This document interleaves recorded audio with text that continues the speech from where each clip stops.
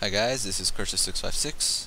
I'm here to give you guys a bit of a tutorial lesson on video editing for your gameplay videos, along with a lesson on video in general, and a bit of a tutorial in Sony Vegas.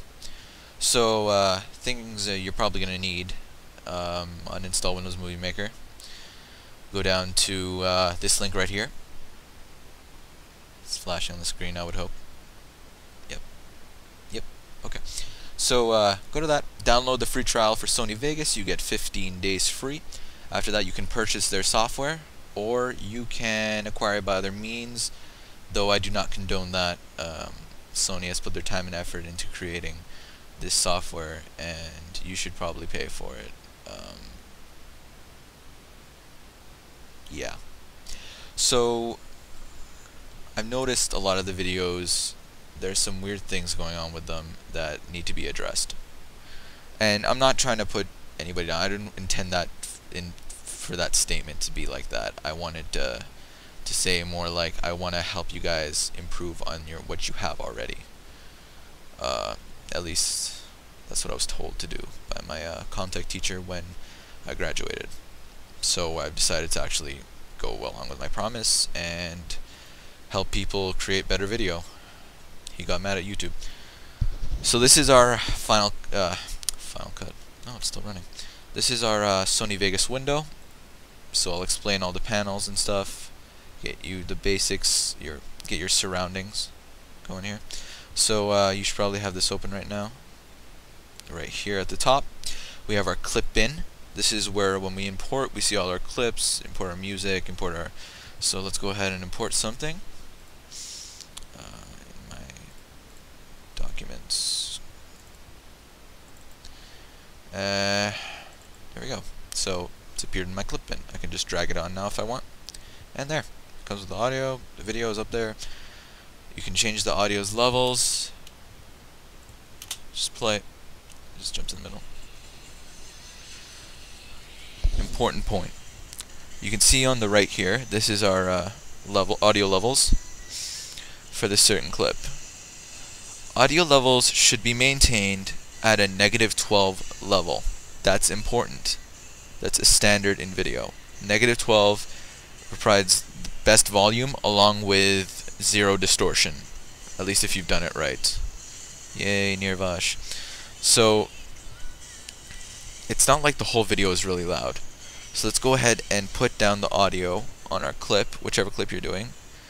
But that's just if you're doing something a little more cinematic. I realize that a lot of people are going to be doing gameplay videos, not really something that requires this much in-depthness, I guess is the word for it. I'll go ahead and stop that. So that's important for audio levels. So and this is our clip bin. I was just get a little sidetracked there. This is our clip bin. This window that you just saw the video in is our preview window, obviously. I have mine on full screen because I have a second monitor. So if you want to do that and you have 2 monitors, go ahead to your preview device preferences. And your display adapter on preview device should be your secondary monitor. See, mine is a little CRT one I'm using just for my preview window. My anything else I do is in my HD monitor. That's what I use. That's just for my editing. Normally it's just off. So here's our basic video controls at the bottom underneath our preview window. Simple enough, anybody can understand that, right? And if you hover over them, they'll give you a little, they'll tell you what they are in case you're, you don't have, in case you're not familiar with a button, like maybe this one, record. So on the bottom of our clip bin, we have the Explorer. So that's the same thing as the import. You can just go here, import a video, whatever. It's not a big deal. It's same thing. You just go for your look at stuff there. Transitions is something you really shouldn't be using. It's not professional. So I'll give you a little set of numbers here. 70% of video cuts are clean cuts. There is no so if you pay attention to this video here, a clean cut is simply switching the shot, moving the camera per se, if that makes it any simpler for you. So you can see it changes. Fades, which are used mostly for credits, along with the stuff that's a little more not cinematic, that's not the word, but I really can't come up with a word right now. A little more dramatic, maybe. As you can see, they faded. It's mostly for credits, though. Transitions, that's it. So 70% for clean cuts, and fades are 25%. The last 5% is for the random points that sometimes you do see stuff like flash. Maybe if they're having a flashback, that's the 5%. You're not really going to use that in a gameplay ever in a gameplay video or zoom. This is stuff that Star Wars pioneered, and that is their trademark. It's not like it's commonly used. It's never. If you go watch a movie, tell me how many times you see something like this, unless you're watching Star Wars. I'm not even kidding. Go watch a movie and think about it the whole time. Especially this barn door. Like, this is stuff that you should never see in any video. It's just a gimmick that people have. Video effects.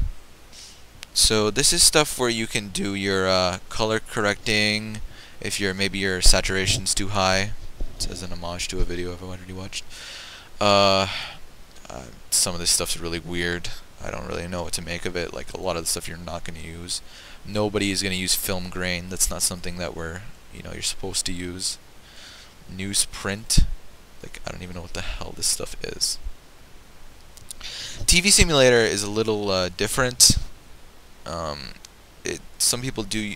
Sorry, not TV. Yeah, some people do use it for like checking out what they would look like on a television, stuff like that. But you're not going to be doing that since I'm making this so you can upload to YouTube.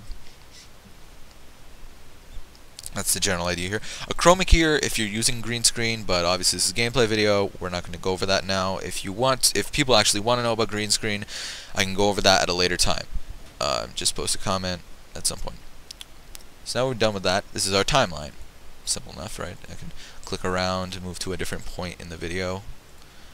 Yay, freedom. Right? So that's our simple timeline. You can just drag things on from our clip bin. There we go. I forgot about the last tab. Media generators is just for text or maybe a gradient or a solid color. It's stuff like simple resources that you might need for stuff like that. So back to this. Since I've dragged this on already, I can manipulate this. I'm not going to need this audio, so I'm going to go ahead and delete it. And now I'm left with the video track. Maybe I want to add some new music, so I'm going to go ahead and import again. And let's see, Acid Black Cherry. I do listen to a lot of J-Rock. Excuse me, I'm not really that proud of it. So, levels, that's insane. Minus 12-ish, it's fine.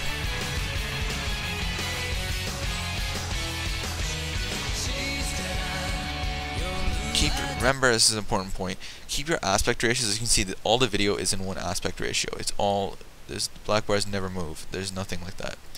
So something you're going to want to do is pick one, 4:3 or 16:9. It's one or the other. There's no middle ground. You have to have one and keep a constant aspect ratio. So I'm going to go ahead and export this. Now I'm recording, so I'm not actually going to export, but my export settings for HD. This is an important thing you want to take note of if you're exporting in HD. When you click custom on so MP4, so Sony AVC, MVC, MP4, M2TS, and AVC. Click on Internet 720p, 1280 by 720 30p. Custom to change it, and change your bitrate to 2 million. That'll put the project size down by a lot and save you a lot of time and memory. So click save after naming it, and you've got your export. Remember, guys, very important points that I want to go over again. Clean cuts. Never use these transitions. It's ugly. Keep your intros to a minimum. I realize this is, to be fair, they know something that my teacher taught me is know the rules before you break them. So when you can show that you've got what it takes to go along all the rules, then you can break them. As you can see, their thing is kind of a mix of an intro and video, so you can't really blame them. But know your rules before you break them. That's very important. If you start breaking rules before that, then you'll end up like my first project, which was a total failure. So keep your stuff clean, and try and put some cool stuff together for me. I want to see what does the Legion's Overdrive community have. So thanks to everybody. Thanks to all the mods. Seymour, you kind of creep me out. No offense. And Geist is kind of scary too. Yeah. Hope you learned something here. Want to see the new character I'm making?